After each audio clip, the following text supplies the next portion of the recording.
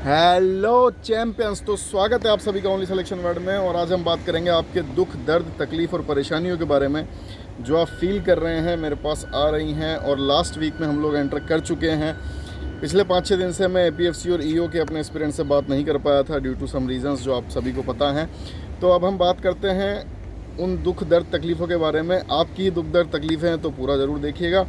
और हम बात करेंगे कि क्या आपको एंग्जाइटी हो रही है, क्या दिक्कत आ रही है। लास्ट वीक में हम लोग एंटर कर चुके हैं। आज है मंडे और नेक्स्ट संडे आपका पेपर है, यानी एक वीक से भी कम आपके पास समय है।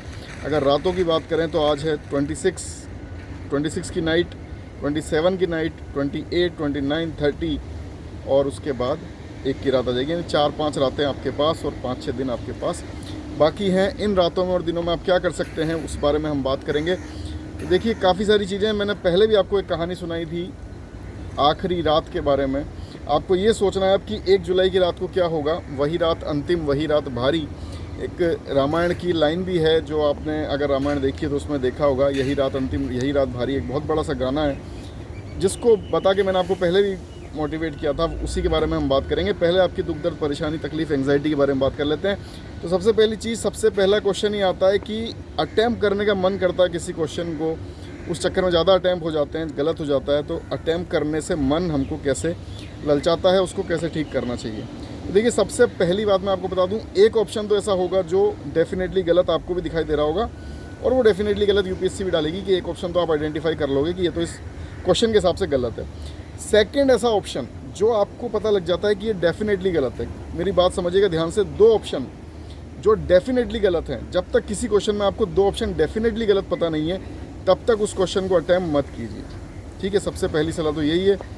जो एलिमिनेशन है वो चलेगा नहीं चलेगा, किस तरह क्वेश्चन आएंगे अभी कोई गारंटी नहीं है। ठीक है, लेकिन ये फॉर्मूला सब जगह लगेगा। 2 ऑप्शन अगर आपके डेफिनेटली गलत नहीं है तो उस क्वेश्चन की तरफ मत जाइए। अगर आपको 3 ऑप्शन में डाउट है उसको अटैम्प्ट मत कीजिए। ठीक है, मिनिमम मैक्सिमम मतलब 2 ऑप्शन तो आपके हटने चाहिए। अगर 3 हट गए तो कोई बात ही नहीं, आपको आंसर पता है। अगर 3 नहीं हट पा रहे हैं, एटलीस्ट 2 हट पा रहे हैं, 50-50 मामला है, तब भी आपको अटैम्प्ट करना चाहिए। लेकिन उसमें फिर आपको देखना चाहिए कि आपके कितने क्वेश्चन हो रहे हैं, उस हिसाब से आपको अटैम्प्ट करना चाहिए। अगर आप टोटली 70-80 क्वेश्चन अटैम्प्ट कर पा रहे हैं तो फिर तो आपको करना ही चाहिए। अगर आपके 100 क्वेश्चन ऑलरेडी हैं तो फिर आपको सोचना पड़ेगा। अब सेफ अटैम्प्ट क्या होने चाहिए मेरिट लिस्ट के लिए और एक कट ऑफ क्लियर करने के लिए और एक फाइनल नाम बनाने के लिए। तो कट ऑफ क्लियर करना सिर्फ आप लोगों में से कोई नहीं चाहता, मुझे पता है, लेकिन फिर भी पता नहीं क्यों लोग कट ऑफ के पीछे पड़े रहते हैं। कट ऑफ होती क्या है, कट ऑफ गेम करके वीडियो मैंने आपको अच्छे से समझाया हुआ है। कट ऑफ वो लास्ट नंबर होता है जिस पर लास्ट बंदा लटक गया था। तो आपको अगर अटकना लटकना नहीं है, आपको श्योर सेफ सिलेक्शन चाहिए तो आपके नंबर थोड़े से ज़्यादा होने चाहिए। ठीक है, जो आपको इंटरव्यू में थोड़े से नंबर आपको मिल जाएँ और आप पास कर जाओ। ठीक है, तो पहले की जो कट ऑफ्स थी वो 70% के आसपास है, 268 के आसपास टोटल मिला के कट ऑफ है। ठीक है, एपीएफसी की और ईओ की भी लगभग इतनी है, 260 के आसपास। तो आपको क्या रेंज है 260 से लेके 280 के बीच में। इसमें अगर आप आना चाहते हैं तो आपको क्या करना पड़ेगा। हम ये मान के चलते हैं कि आपके इंटरव्यू में मार्क्स आते हैं 50। ठीक है, जो एक मिनिमम कट ऑफ भी है जनरल के लिए। और हम ये मान के चलते हैं कि आप किसी भी कैटेगरी में आते हैं, हम ये मान के चलते हैं जनरल को तो करना ही पड़ेगा उतना, हम बाकी के लिए भी जनरलाइज करके मानते हैं कि आपके इंटरव्यू में 50 मार्क्स आते हैं। इसका मतलब क्या है, जो 260 से 280 की रेंज है, इसमें आने के लिए आपको कितने नंबर लाने पड़ेंगे आउट ऑफ 300 आरटी में? आपको लाने पड़ेंगे 210। ठीक है, अब ये 210 जो मार्क्स हैं आपके, यानी 200 प्लस आपको लाने चाहिए। ठीक है, 210 के आसपास अगर आप इंटरव्यू में अच्छा करते हैं, 60-70, आप आज तो गारंटी नहीं ले सकते इंटरव्यू की कि आप अच्छा कर देंगे, पैनल आपको अच्छा मिल जाएगा। बहुत सारी चीज़ें, न्यूमरस वहाँ पे फैक्टर्स होते हैं, बहुत सारी चीज़ें होती हैं जिनका फ़र्क पड़ता है। ठीक है, तो ये हम इंटरव्यू की आज गारंटी ले नहीं सकते, तो हम क्या कर सकते हैं, हम आरटी में नंबर बढ़ा सकते हैं। एक ही काम कर सकते हैं, आरटी में नंबर बढ़ा सकते हैं। आरटी में नंबर कैसे बढ़ा सकते हैं, क्या कर सकते हैं उसके लिए? अभी तक जो आपने कर लिया वो सब कर लिया। ठीक है, अब आने वाले टाइम पे आप क्या कर सकते हैं। ठीक है, और आपको कितने क्वेश्चन अटैम्प्ट करने चाहिए? तो देखिए, 100 प्लस तो आपको अटैम्प्ट करने ही चाहिए क्योंकि इतने मार्क्स आपको लाने हैं। आपकी एक्यूरेसी कितनी रहनी चाहिए? लगभग 90% के आसपास रहनी चाहिए। अब कई लोगों को ये बात रेडिकुलस लगती है, खैर मुझे उनसे फ़र्क नहीं पड़ता कि इतना क्वेश्चन आप बता रहे हैं और उसके बाद इतनी एक्यूरेसी आप बोल रहे हैं। तो देखिए, उस चीज़ से फ़र्क नहीं पड़ना चाहिए। अगर आपको सिलेक्शन चाहिए, पहले भी मैंने कहा, कई लोगों ने उसको समझा, कई ने नहीं समझा। जिन्होंने समझा वो सेलेक्ट हो गए, जिन्होंने नहीं समझा वो रह गए। ठीक है, तो बात इतनी सी है कि यहाँ पे सिलेक्शन और नॉट सिलेक्शन की लड़ाई है, यहाँ पे और किसी चीज़ की लड़ाई नहीं है, ठीक है। तो आपको ये समझना चाहिए कि आपको इतने क्वेश्चन अटैम्प्ट करने ही पड़ेंगे, इतनी एक्यूरेसी रखनी पड़ेगी। अगर आपकी एक्यूरेसी कम है तो आपको क्वेश्चन ज़्यादा अटैम्प्ट करने पड़ेंगे, ठीक है। अगर आपकी एक्यूरेसी कम है तो आपको क्वेश्चन ज़्यादा अटैम्प्ट करने पड़ेंगे, सिंपल सी बात यही है, ठीक है। अब ज़्यादा का मतलब कितने ज़्यादा, पूरे 120 तो कर नहीं दोगे, ठीक है। आपको क्वेश्चन ज़्यादा अटैम्प्ट करने पड़ेंगे क्योंकि आपकी एक्यूरेसी कम है, ठीक है। जितनी एक्यूरेसी कम है उस हिसाब से आपको क्वेश्चन ज़्यादा अटैम्प्ट करने पड़ेंगे। आपका एवरेज जो है इसके आसपास लाने के लिए इतने मार्क्स आपके आने चाहिए, इस हिसाब से आपको करना पड़ेगा, ठीक है। अब अभी तक जो आपने तैयारी कर ली वो कर ली, अब आपको आगे क्या करना चाहिए। देखिए, कभी भी आपको इस चक्कर में नहीं पड़ना है कि आपके जो मॉक्स में नंबर कम आ रहे हैं उससे आप होपलेस होकर बैठ जाएं। आपको रिवाइज़ करना है, ठीक है। आपको मॉक्स की गलतियों को ध्यान रखना है, मॉक्स की गलतियों को ठीक करना है। कभी भी इमोशनल अटैचमेंट किसी भी क्वेश्चन से, किसी भी सब्जेक्ट से या किसी टीचर से, किसी से भी नहीं रखना है कि इनसे पढ़ी हूँ या इन्होंने ये अच्छा पढ़ा, लेबर लो सर ने अच्छा पढ़ा तो मैं ये कर लूँ, इकोनॉमी अच्छी पढ़ाई है तो मैं ये कर लूँ। इमोशनल अटैचमेंट कुछ भी वहाँ पे मायने नहीं रखता है। आपको हर एक क्वेश्चन को आता है तो आता है, नहीं आता है तो आगे बढ़ो। 2 ऑप्शन आप कट कर पा रहे हो तो कट, नहीं तो आगे बढ़ो, ठीक है। 2 ऑप्शन आपसे कट नहीं हो रहे हैं, आगे बढ़ो, सिंपल सी बात ये रहती है, ठीक है। अब जो मैंने आपसे कहा था कि यही रात अंतिम, यही रात भारी, ये क्या चीज़ है। देखिए, 1 जुलाई की रात को आपको सब क्लियर होगा, रिजल्ट बहुत बाद में आता है।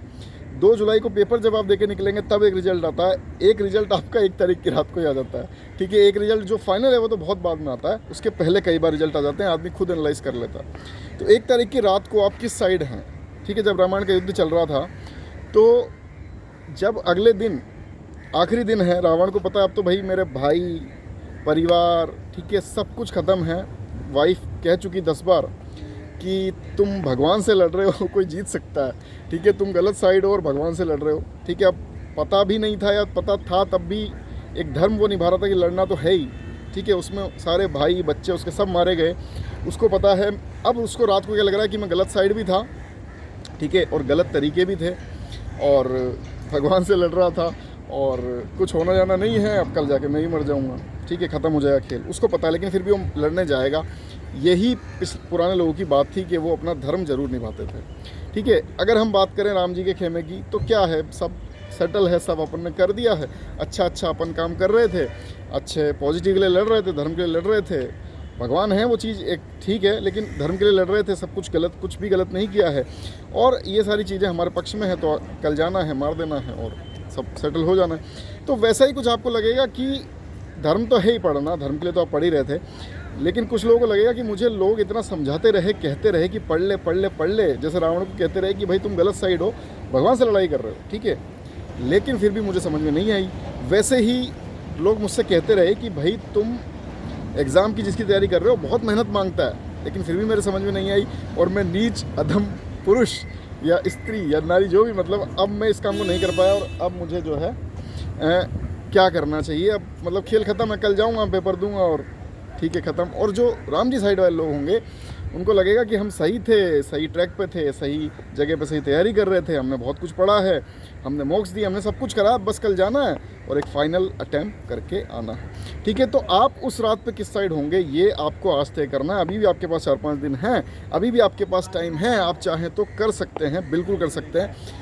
और आपको उस टाइम पे रावण की साइड बिल्कुल नहीं होना, आपको राम जी की ही साइड होना है, भगवान की साइड होना है, धर्म की साइड होना है कि सब कुछ अच्छा किया है मैंने, सब कुछ अभी तक मैंने रिवीजन, प्रैक्टिस, मॉक सब कुछ अच्छा किया, बस कल जाके मुझे सिलेक्शन पे मोहर लगानी है, कल जाके युद्ध ख़त्म कर देना है, ज़िंदगी का भी युद्ध ख़त्म कर देना है और एकदम सेटल हो जाना, ठीक है। तो ये चीज़ आपको लेके चलनी है, कोई दिक्कत इसमें, ये मतलब उस यही रात अंतिम, यही रात भारी, वो रात बड़ी मुश्किल से कटेगी किसी के लिए भी हो, ठीक है।